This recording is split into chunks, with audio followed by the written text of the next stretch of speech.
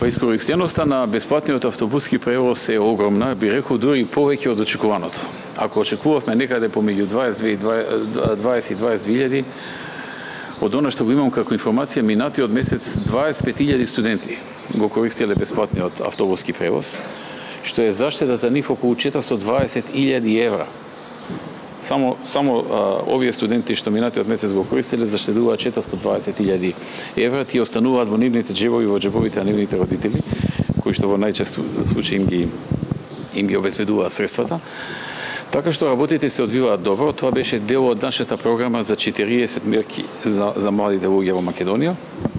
И најголем дел од тие 40 мерки ние почнавме да ги правиме или ги завршивме уште пред да дојдат изборите. Ова е еден од тие проекти кои уште во декември минатата година, односно предминатата година, се извинувам, во декември 2015 го најавивме и веднаш го спроведовме. Се разбира, овој проект го води градот Скопје, но со помош исто така и на владата. Владата дел од средствата кои што ги губи јавното сообраќајно предпријатие му ги рефундира, му ги префала.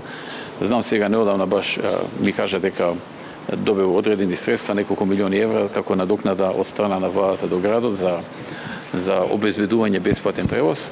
Се разбира, и градот Скопје учествува во финансирањето на ова, значи со заеднички напори, со заеднички труд се овозможи сите студенти во Скопје да имаат бесплатен автобуски превоз во градот.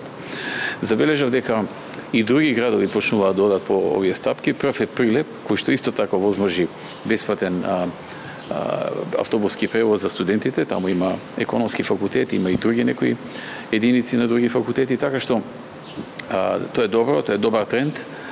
И тоа е она што го ветивме и многу брзо го исполнивме. И веќе функционира, 25.000 студенти веќе заборавија како е плаќање, како изгледа да плаќаат за градски автобуски превоз. Ако во декември 2015 некому тоа му изгледаше невозможно или неверојатно, ако во јануари, февруари 2016 беа збунети и пријатно изненадени, сега веќе се толку навикнати студентите што добар дел од нив веројатно и подзаборавија дека до пред година и пол плаќа автобуски превоз тие, односно нивните родители. И јас сум многу задоволен и среќен што овој проект се одвива одлично.